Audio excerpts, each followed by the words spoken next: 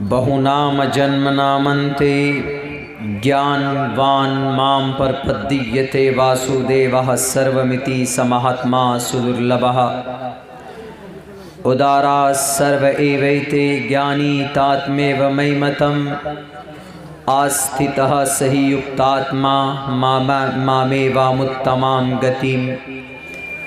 ओम सहनाववतु सहनो भुनक्तु सहवीर्यं कर्मामहे तेजस्वनावदीदवस्तु मा विद्विषावहे। ब्रह्मानन्तमनादि विश्वकुर्दजं सत्यं परं शाश्वतं विद्या यस्य सनातनी न गम्भीर्दयि। ओम शांति ओम शांति ओम शांति। जामिआ जिंदाबाद। मेरे भाइयों, बातें बहुत सारी अभी तक आपके इस प्रोग्राम में कही जा चुकी है। अमल की ज़्यादा ज़रूरत है। सबसे ज़्यादा अच्छी बातें मंच से कौम के लिए मज़हब इस्लाम में कही जाती है। उसके बावजूद भी हमारी इस कौम में बुराइयां दिन ब दिन बढ़ती चली जा रही। कोशिश इस बात की कीजिए, फ़िक्र इस बात की होनी चाहिए कि जो बातें कही जा रही है हम सुनकर उस पर अमल करने की कोशिश करें। तभी जलसों से भी फ़ायदा होगा और तकरीर और मंच से एक एक डेढ़ घंटे तकरीर सुनने का भी फ़ायदा होगा। और जलसे वाले जो मेहनत करते हैं महीनों से, उनकी भी मेहनत हश्र के मैदान में काबिल कबूल हो सकती। अमल असल है। सहाबाए किराम को जो मकाम और मर्तबा मिला अमल की वजह से, एक मर्तबा नबी की ज़ुबान से जो बात उन्होंने सुन ली तो वो ट्राई करते थे, कोशिश करते थे इस बात की कि अमली एतबार से उसकी ज़िंदगी के अंदर वो चीज़ लागू हो जाए। आज हम मुसलमानों में ये बहुत बड़ी कमी है कि हम लोग सुनते हैं लेकिन हम लोग अमल नहीं करते। खामखा इल्ज़ाम किसी सरकार पर या किसी गवर्नमेंट पर या किसी तंजीम पर थोप देते। ये सब एक बहाना है, वरना हम सब जानते हैं कि ईमान के बाद दूसरी सबसे बड़ी जिम्मेदारी, the greatest responsibility according to the Islamic शरिया, शरीयत के एतबार से एक मुसलमान पर सबसे बड़ी जिम्मेदारी ईमान के बाद नमाज को अदा करना है। हम जानते हैं कि नमाज हमारे लिए ज़रूरी और कंपलसरी है। उसके बावजूद भी तकरीबन 65% यानी आप ये कहिए 70% मुस्लिम नमाज नहीं पढ़ते। कोई बता सकता है कि नमाज पर किसने पाबंदी लगाई? किसी ने भी नहीं। भारत को आज़ाद हुए 70-75 साल तकरीबन हो गए। बहुत सारी सरकारें, गवर्नमेंट, पीएम सीएम आए गए, लेकिन किसी ने आज तक नमाज पर पाबंदी नहीं लगाई कि मौलाना हम नमाज इसलिए नहीं पढ़ते कि नमाज के ऊपर पाबंदी लगा दी गई। लेकिन मुसलमान नमाज नहीं पढ़ता। दूसरी बड़ी सबसे जिम्मेदारी अकीमुस्सला, नमाज कायम करो। ऑर्डर है, आप चाहें या ना चाहें, अल्लाह ने आपको इसी काम के लिए पैदा किया है, अपनी इबादत के लिए, अपनी भक्ति के लिए, तो आपको करना पड़ेगा। अकीमुस्सला, इट्स एन ऑर्डर, ये हुक्म है, मानना पड़ेगा, अमल करना पड़ेगा, कोई चारा नहीं है। दूसरे नंबर पर और भी अहकामात हैं, ज़कात है, रोज़ा है, हज है, लेकिन कुछ कुछ कंडीशन के साथ है। ज़िना गुनाह है, हम सब जानते हैं, लेकिन किसी सरकार ने तो ये नहीं कहा या किसी हुकूमत ने आज तक ये बात हमसे नहीं कही कि नहीं तुमको जिना करना पड़ेगा, तुमको रेप करना पड़ेगा। हर धर्म में, हर मज़हब में, हर समाज में ये गुनाह है।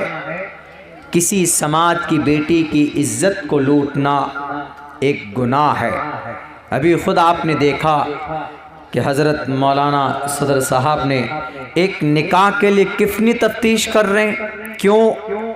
ज़रूरी निकाह है, ये कोई आप बिजनेस नहीं कर रहे हैं कि एक सामान ख़रीदा, गलत हो गया, अमेज़ॉन पे गए, ऑनलाइन ऑर्डर किया, गलत प्रोडक्ट आ गया तो आप फ़ौरन 10 दिन के अंदर में रिटर्न पॉलिसी होती है, आप उसको रिटर्न कर दीजिए, वो दूसरा माल आपको दे देगा या आपको रिफ़ंड कर देगा।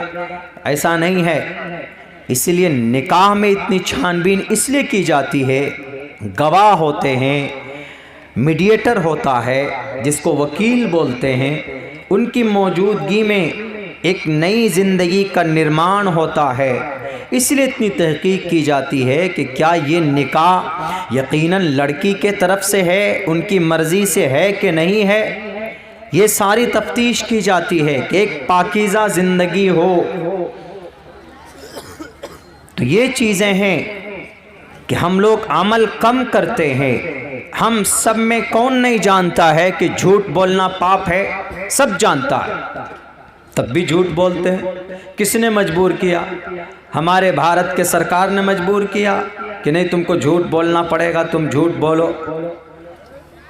तब भी हम झूठ बोलते हैं। इस्लाम के तहत सूद खाना हराम है, तब भी मुसलमान सूद खाता है। सीने में दिल लेकर, ईमान लेकर, तब भी सूद खाता है, सूद पे पैसे लगाता है। अल्लाह ने दौलत दी है तो उसका नाजायज़ इस्तेमाल करता है। साफ लफ्ज़ों में कुरान में है अहल्लल्लाहुल बैअ व हर्रमर रिबा, कुरान की आयत है ये। रोज़ा फ़र्ज़ है, कुतिबा अलैकुमुस्सियाम कमा कुतिबा अलल्लज़ीन मिन क़ब्लिकुम लअल्लकुम तत्तक़ून। एक चीज़ और बताऊं मुसलमानों, हम लोग अपनी ज़िंदगी गुजारते हैं अल्लाह के कमान, अल्लाह के हुक्म के मुताबिक, नबी के तरीक़े के मुताबिक। हर हुक्म के पीछे एक हिकमत है। Why do we offer सलाह 5 times a day? क्यों हम लोग 24 घंटे में 5 वक्त की नमाज पढ़ते हैं? एक ऑर्डर है अल्लाह का, लेकिन फ़ायदा क्या होगा नमाज पढ़ने का? इन्नस्सलात तन्हा अनिल फ़हशाइ वल मुनकर। नमाज पढ़ेंगे तो बेहयाई से, बुरी बातों से अल्लाह आपको रोक देगा नमाज के ज़रिए से।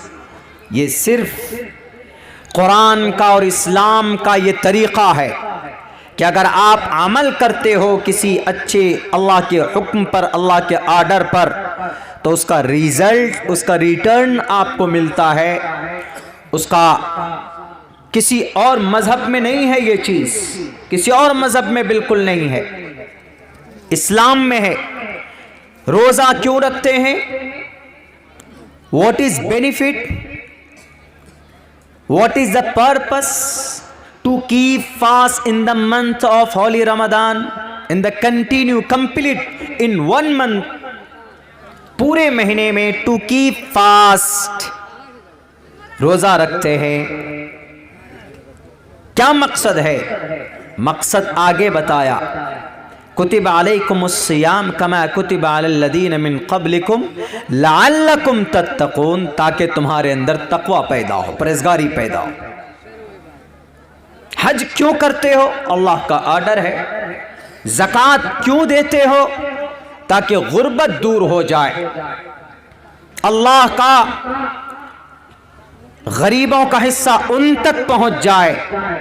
दुनिया के किसी और मजहब में ये चीज़ नहीं है कि अल्लाह के ऑर्डर के साथ साथ में फ़ायदा भी हो, कि अगर उस ऑर्डर को मानेंगे तो यह फ़ायदा होगा।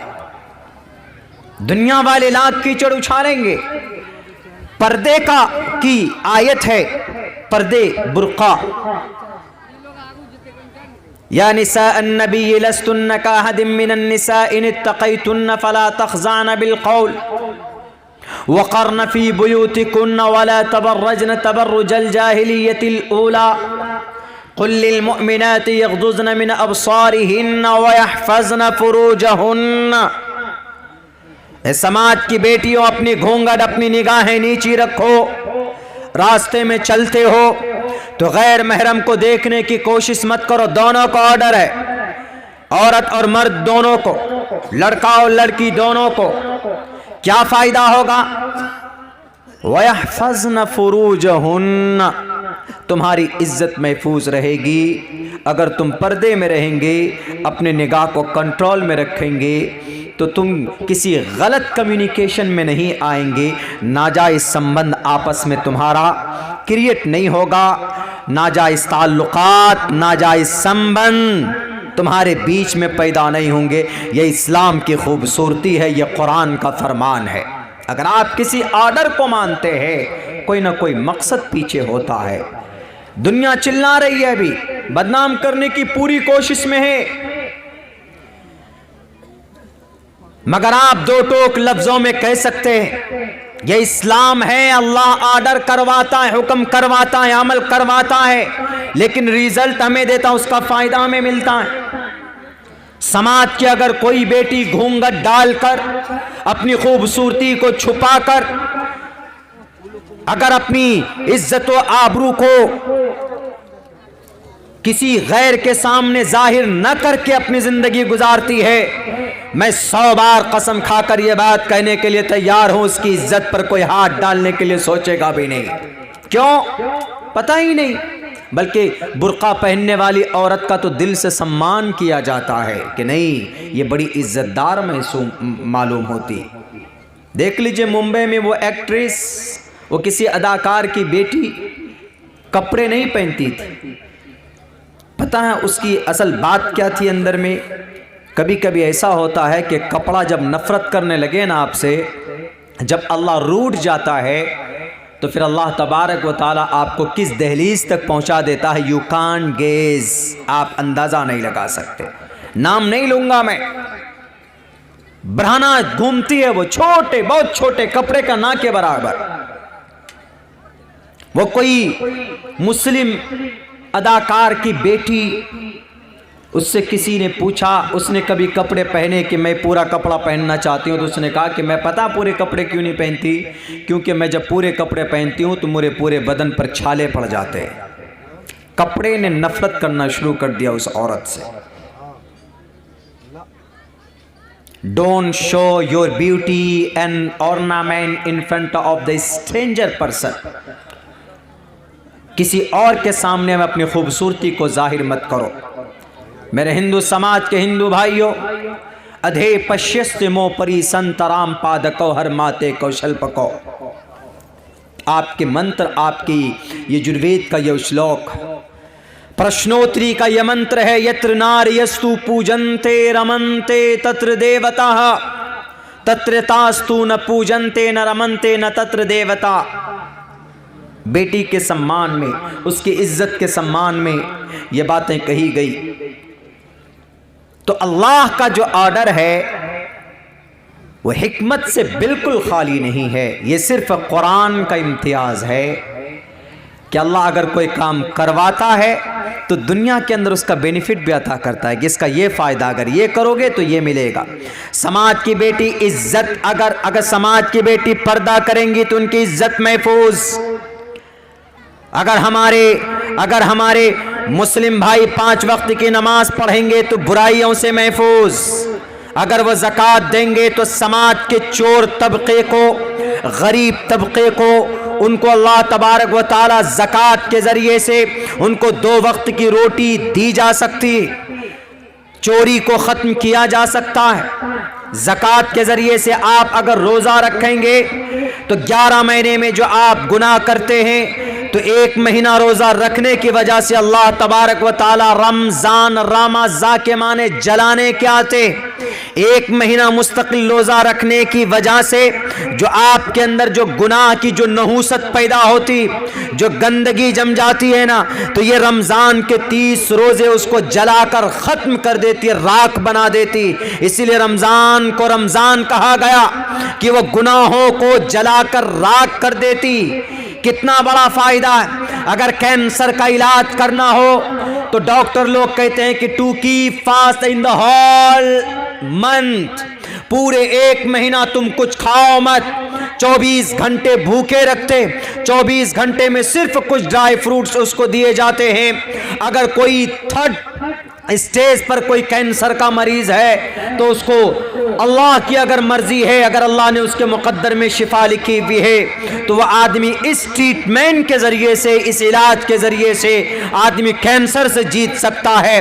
किस लिए? एक महीना भूखा रहने की वजह से, हमारे रोज़े की वजह से। रोज़े में ये मसलहत और ये हिकमत अल्लाह तबारक व तआला ने रखी। भूल जाओ दुनिया के इन गलत फहमियों को, इन मीडिया वालों की बेजुबान, इनकी जुबान दराजी को, इन पर गौर फिक्र करने की जरूरत नहीं है।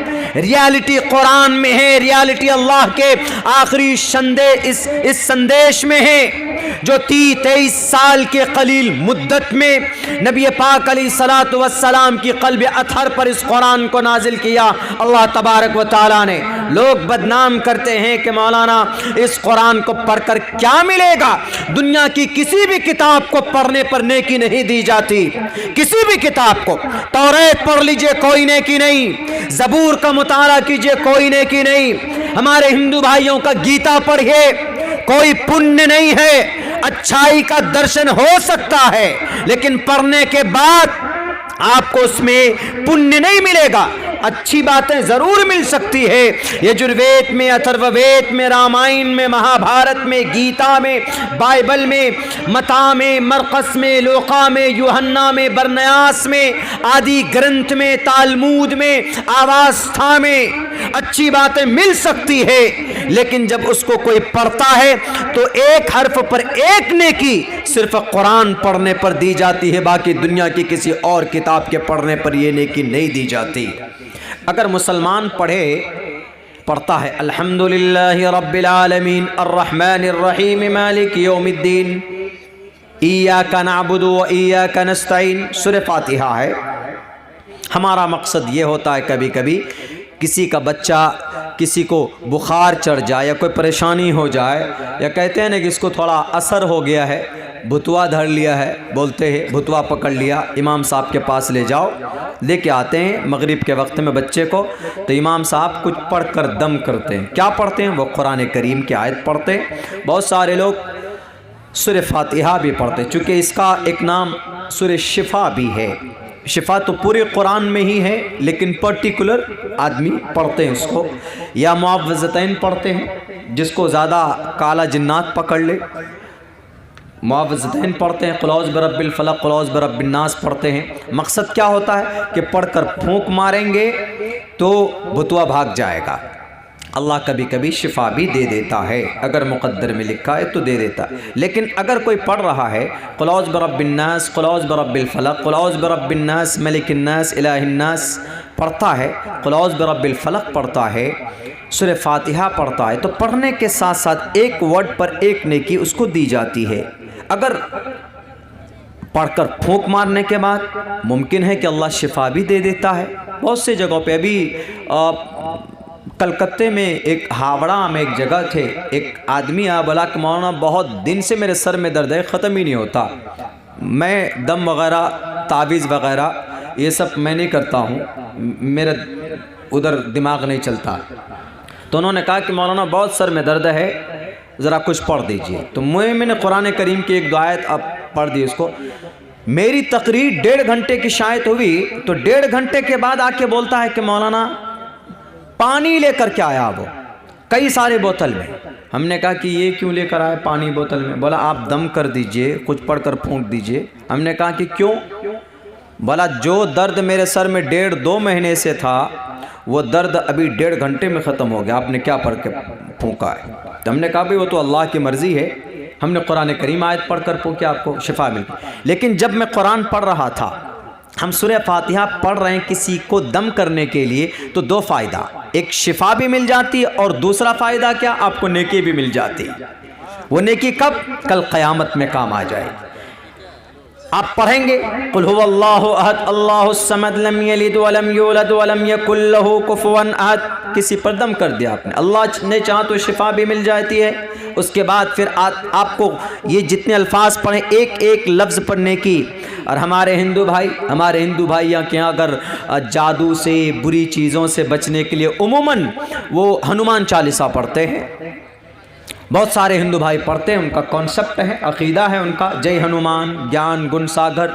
वो सेनापति थे, वानर के सेनापति थे हनुमान जी। सुखदेव ने दिया था किनको, रामचंद्र जी को, सीता मैया को बचाने के लिए। तो बहरे कह वो पढ़ते हैं इसको, जय हनुमान ज्ञान गुण सागर, जय कपीसते हुलों को उजागर, रामदूत अतुलित बलदामा, अंजनी पुत्र पवन सुतनामा। बहुत दूर तक है, कम से कम पढ़ने में 5 से 6 मिनट भी लग सकता है। तो ये पढ़ते हैं वो, ये पढ़ते हैं वो, उनके अकीदे के मुताबिक, उनकी सोच के मुताबिक हो सकता है उनको शिफा मिल जाए। लेकिन बस ये है कि उनको शिफा मिले या ना मिले, शिफा मिल भी सकती है उनके अकीदे के मुताबिक, नहीं भी मिल सकती। लेकिन क्या नेकी बाकी रहेगी? नेकी बाकी नहीं रहती है। सिर्फ कुरान है कि पढ़ने के बाद अल्लाह आपको डबल फ़ायदा देता है, आपको शिफा भी देता है और आपके नाम पे वो पुण्य और नेकियां भी लिखी जाती है। क्यों? कल क़यामत में अल्लाह के नबी फरमाते, अल्लाह के नबी की हदीस है, कल क़यामत में इंसान, एक ईमान वाला साहिब कुरान, फल्युक़ालु लिसाहिबिही, कल क़यामत में अल्लाह तबारक व तआला के सामने रब्बे जुल जलाल कहेगा एक शख्स से, प्लीज़ कम हियर। वो आएगा, बुलाया जाएगा उसको बड़े इज्जत के साथ, इसलिए लफ्ज़ प्लीज़ मैंने लगाया है, अदब के साथ, एहतराम के साथ। लेकिन नामा अमाल देखा जाएगा उसका, तो उसके लिए फ़ैसला हो चुका होगा। रब्बे जुल जलाल कहेगा, अल्लाह तबारक व तआला कहेगा कि तुम दुनिया के अंदर गुनाह करते थे, दुनिया के अंदर तुम्हारे अमाल अच्छे नहीं थे, तुम डिज़र्व नहीं करते हो, तुम हकदार नहीं हो जन्नत जाने के, जाओ तुमको जहन्नम जाना पड़ेगा। फ़ैसला हो चुका होगा। लेकिन फ़ौरन कुरान आकर रुकेगा और कहेगा कि अल्लाह बिल्कुल नहीं, ये शख्स जहन्नम नहीं जा सकता, ये शख्स, इस शख्स ने मुझे पढ़ा है, मेरी तिलावत की है दुनिया के अंदर, इसलिए इसके हक़ में मेरी सिफारिश कबूल कीजिए। ए अल्लाह, रमज़ान के रोज़े में तिलावत करता था, पूरे एक पहले रमज़ान को हर दिन सुबह को नमाज पढ़ने के बाद से लेकर, यानी फजर की नमाज से लेकर मगरिब की नमाज तक मेरी तिलावत करता था और एक पारा पढ़ता था डेली, और मेरे हुक्म के मुताबिक ज़िंदगी भी इसने गुजारी है। ए अल्लाह, आप इस बंदे के हक़ में मेरी सिफारिश को कबूल कीजिए, अगर आप इसको जहन्नम भेजेंगे तो मेरे लिए भी यही फरमान जारी करना होगा। लेकिन कुरान जहन्नम नहीं जा सकता। अल्लाह तबारक व तआला सुप्रीम होगा, वहाँ पे चीफ जस्टिस होगा। जैसे आज हमारे भारत में सुप्रीम कोर्ट के जजमेंट के बाद कोई दूसरा फैसला, कोई दूसरा कोर्ट नहीं है इस देश में। हाँ, यूनाइटेड नेशन जिसे अक़वाम मुत्तहिदा कहते हैं हम लोग, वहाँ तक कोई जाता नहीं, बल्कि हमारे इस देश में सबसे बड़ी अदालत है सुप्रीम कोर्ट। सुप्रीम कोर्ट का फैसला होता है तो हमें मानना पड़ता है, या अगर नहीं तो दोबारा रिव्यू पिटीशन दाखिल करते हैं, लेकिन सुप्रीम का फैसला आखिरी फैसला होता है। तो जस्ट लाइक दैट, सेम इसी तरीके पर कल क़यामत में अल्लाह का फैसला आखिरी फैसला होगा। अगर उस फैसले से अगर कोई वकील आपको दुनिया के अंदर सुप्रीम कोर्ट में अगर कोई जिता देता है, अगर कोई वकील आपको बचा कर लाता है, तो आप पूरी जिंदगी उसका गुलाम बन जाते हैं। कल क़यामत में यही सिस्टम होगा कि अल्लाह के फैसले के सामने में कुरान करीम डटकर खड़ा होगा और अल्लाह से कहेगा कि अल्लाह, इस बंदे ने मुझे पढ़ा है। फ़युक़ालु लिसाहिबिही, उस आदमी से कहा जाएगा, उस कुरान के दोस्त से कहा जाएगा, युक़ालु फलयुकालू लिसाहिबिही, कुरान के दोस्त का लफ्ज इस्तेमाल किया है अल्लाह के नबी ने हदीस में कि फलयुकालू लिसाहिबिही, उस आदमी से कहा जाएगा कि जाओ तुम जन्नत में, इक़रा वर्तक़ी, पढ़ो कुरान को और जन्नत के दरवाज़ों पर चढ़ता जा, जन्नत की सीढ़ियों पर जहां पर तुम्हारा कुरान खत्म होगा। यही हदीस हाफिज कुरान के लिए भी है, यही हदीस डेली तिलावत करने वाले के लिए भी है, यही हदीस कुरान के फरमान पर अमल करने वाले के लिए भी है कि जो आदमी कुरान को सीने से लगाकर चलता है, जो आदमी अल्लाह के नबी की शरीयत को मानकर चलता है, जो आदमी नबी की सुन्नत के मुताबिक जिंदगी गुजारता है, कल क़यामत में ये कुरान आपको बचाकर जहन्नम से जन्नत में लेकर जाने वाला होगा। यह सर्टिफिकेट सिर्फ कुरान को मिला है, दुनिया की किसी किताब में ये शान, कोई किताब आपको जहन्नम से बचाकर जन्नत नहीं ले जा सकती। ये सिर्फ कुरान का मौजज़ा है, यह है कुरान। आज हम में से कितने लोग कुरान तिलावत करना जानते हैं? आई थिंक, मेरे ख्याल से तकरीबन हमारे नौजवानों में से शायद 75% नौजवान ऐसे होंगे जो कुरान की तिलावत नहीं जानते। मेरे भाइयों, अगर आप अल्लाह से बात करना चाहते हो तो कैसे करोगे? हमारे हिंदू भाइयों में प्रश्नोत्तरी का कुछ लोग, प्रश्नोत्तरी देखिए, एक नई किताब का नाम ले रहा हूँ, मैंने पिछले साल इसके ऊपर रिसर्च किया था। प्रश्नोत्तरी का एक मंत्र है। हमको एक जगह किसी ने पूछा कि सर ईश्वर से कैसे करीब हों, परमात्मा से। हमारे हिंदू भाई हैं, अगर ब्राह्मण भाई हैं, यादव बिरादरी के लोग हैं, सनातन धर्मी भाई हैं तो गौर से सुने। प्रश्नोत्तरी आपकी ही एक धार्मिक पुस्तक है जो कई ऑथेंटिक, कई शास्त्र से छांट कर उसके कुछ श्लोक जमा किए गए हैं ऋषि मुनि द्वारा, उसी को प्रश्नोत्तरी बोलते हैं। उसी प्रश्नोत्तरी का एक मंत्र मैंने पढ़ा था, यत्र नार यस्तु पूजन्ते, बेटी के सम्मान में। उसके ऊपर बहुत एक्सप्लेन कर चुका हूँ मैं, लेकिन जो अभी श्लोक पढ़ने जा रहा हूँ उसका एक्सप्लेन करता हूँ। उन्होंने कहा कि सर हम ईश्वर के कैसे करीब हो, how can I close the my God, my Lord, please tell me something, because you know my granth, my शास्त्रा, प्लीज टेल मी। तो हमने कहा कि बहुत आसान है, ईश्वर का नाम लो, करीब हो जाओगे ईश्वर के। तो उन्होंने कहा हाउ कैन, कैसे, नाम लेने से कैसे करीब हो सकते हैं? तो एग्जाम्पल हमने बताया। हमने कहा कि एग्जाम्पल है, देखिए श्री रामचंद्र जी के नाम पर एक किताब है वाल्मीकि रामायण। वाल्मीकि रामायण एक मनुष्य ने लिखा, उसका नाम है रत्नाकर। रत्नाकर उसकी जिंदगी पहले की, ऋषि महाआत्मा महापुरुष बनने से पहले अलग लाइफ थी। कभी कभी ऐसा होता ना, हमारे समाज में भी बड़े शराबी होते, बड़े डाकू होते, लेकिन कभी उस पर अल्लाह का रहमो करम होता है, आदमी सुधर जाता है, नमाजी बन जाता है, दाढ़ी रख लेता है, अच्छे काम करने लगता है। एग्जाम्पल है हमारी बस्ती में, हमारे इलाके में है, डेली नशे में धोत, सारी प्रॉपर्टी ज़मीनें बेच डाली, लेकिन अभी ऐसा है कि 5 वक्त में सबसे पहले अजान जाके वही देता है। शराब पीकर नंगा डांस करते थे, ऐसी हालत थी, लेकिन अभी जमात के अमीर बने बैठे।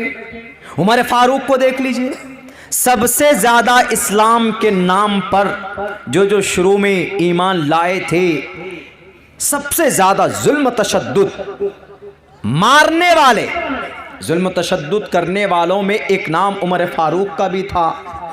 उनके घर में जो कनीज़ा रहती थी उनको इतना मारते थे, थक जाते थे उमर फारूक। यूँ कहते थे रुको, आज तो थक गया हूँ मैं, कल मारूंगा, ऐसे कहते थे, कल मारूंगा। फिर कल होते कल पिटाई करते, फिर थक जाते, फिर वो कहते कि मैं कल मारूं। कौन? उमर फारूक, जिनकी बाजुओं में इतनी ताकत थी कि इनकी ताकत के डर से शैतान अपना रास्ता बदल देता था। शैतान कहीं मेरी धुलाई ना हो जाए, वो उमर फारूक, जिनके बाजुओं में बड़ी ताकत थी, बहुत मारते थे वो। लेकिन मेरे भाइयों, मेरे साथियों,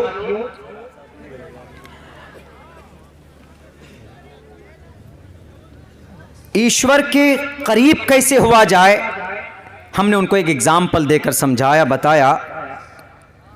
फ्लाइट मोड, डिस्टर्ब हो जाते, फ़ोन आ जाता है ना। तो उन्होंने कहा कि कैसे करीब हो। हमने कहा कि बहुत आसान है, बहुत सिंपल है। वो ये है कि रत्नाकर एक बहुत बड़े रहज़न थे, बहुत बड़े डाकू के नाम से मशहूर थे पहले। लेकिन एक वाक़या, एक घटना आया, एक ऋषि मुनि को किडनैप किया। एक लंबा चौड़ा वाक़या है, अलबत्ता उनकी कोई बात उनके दिल पे लग गई। उन्होंने कहा कि अच्छा, मैं अपने इस पाप से, अपने गुनाहों से कैसे बच सकता हूँ। तो उन्होंने कहा कि अपने परमात्मा का, उनका नाम लीजिए, अपने भगवान का नाम लो। कहा कौन? कहा कि रामचंद्र जी का नाम लो। राम का नाम जपते थे माला ऐसे। तो वो निकल गए, अपने गांव से बाहर निकल गए, बीवी बाल बच्चों सबको छोड़कर, माँ बाप को छोड़कर गांव से बाहर निकलकर एक पेड़ के नीचे बैठ गए। बैठकर वहाँ बस राम राम करने लगे, राम राम, ईश्वर का नाम जपने लगे। राम ईश्वर के 7वें अवतार श्री रामचंद्र जी, उनका नाम बस जैसे हम लोग तस्बीह में अल्लाह अकबर सुभान अल्लाह अल्हम्दुलिल्लाह पढ़ते हैं, वैसे उनके अकीदे के मुताबिक राम राम राम राम करने लगे। वो कई साल तक करते रहे। जैसे बैठे थे, घुन लग गया उनके पूरे बदन पर, नीचे से घुन। आप देखते होंगे कि कोई खूंटा गाड़ते हैं तो घुन लग जाता है, कीड़े लग जाते हैं, या मट्टी उसको खा जाती है, उस खूंटे को। तो इस मट्टी को संस्कृत में वाल्मीकि बोलते हैं, वाल्मीकि। तो रत्नाकर की पूरी बॉडी में मट्टी लगी थी, तो रत्नाकर वाल्मीकि ने रामचंद्र जी का इतने बड़े फैन हुए, इतने बड़े भक्त हुए कि उन्होंने एक रामचंद्र जी के ऊपर एक किताब लिखी। उसी किताब का नाम है वाल्मीकि रामायण, जो रत्नाकर ने लिखी। बहुत बड़ा डाकू थे वो, लेकिन जिंदगी में तब्दीली कैसे आई? उनके अकीदे के मुताबिक कि वो राम को परमात्मा मानते थे, राम को ईश्वर मानते थे। उनके नाम का जप करके वो राम के करीब हो गए। हमने कहा कि देखो, जब एक डाकू रत्नाकर वाल्मीकि इतना बड़ा महापुरुष बन सकता है, तो अब देखो यहां पर कहा गया किताब में के हेतु ब्रह्म गतिस्तांति सत्संगतिर्दान विचारतोषः। के हेतु ब्रह्म, अगर कोई शख्स ब्रह्मा परमात्मा का नाम, creator of the world, Brahma means creator of the world, अरबी में इसको अल खालिक बोलते हैं। अगर कोई शख्स, कोई मनुष्य के हेतु ब्रह्म गतिस्तांति सत्संगतिर्दान विचारतोषा, सत्संग, सच्चा, संग यूनिटी, कोई सत्संग करता है, सत्संग ऐसे मिलकर बैठता है। विचारतोषा, अच्छा विचार करता है, किसका? ब्रह्मा जी का। यानी अगर कोई इंसान बैठकर ईश्वर का नाम लेता है, ईश्वर का नाम जपता है, ईश्वर की अच्छी बातें बोलता है, तो वो ईश्वर के करीब होता चला जाता है। प्रश्नोत्तरी का मंत्र है और रत्नाकर वाल्मीकि की जिंदगी उदाहरण है। हमारे हिंदू भाइयों, अब इनको अलग कीजिए। ईश्वर के अगर करीब होना है तो ईश्वर का नाम जपना होगा, उनका नाम लेना होगा। किसी नेता का नाम लेने से या या दुनिया के अंदर गलत तरीके से बिजनेस करने से, या शेयर मार्केट के अंदर में जनाब दोगलापन और फ्रॉड करने की वजह से दुनिया का कामयाब तरीन आप बिजनेसमैन नहीं बन सकते। बल्कि अगर आप सच्चा इंसान बनना चाहते हो तो अपने ईश्वर का नाम लेकर, उनके नाम लेकर आप करीब बन सकते हैं, नेताओं के नाम लेकर नहीं। इन मीडिया वालों के, इन्होंने अपने ज़मीर को बेच दिया। ये तो लोगों को अगर किसी को जलील करना हो तो जनाब उसके पीछे पड़ जाते हैं और उसके खिलाफ गलत तहरीकें पेश करते हैं।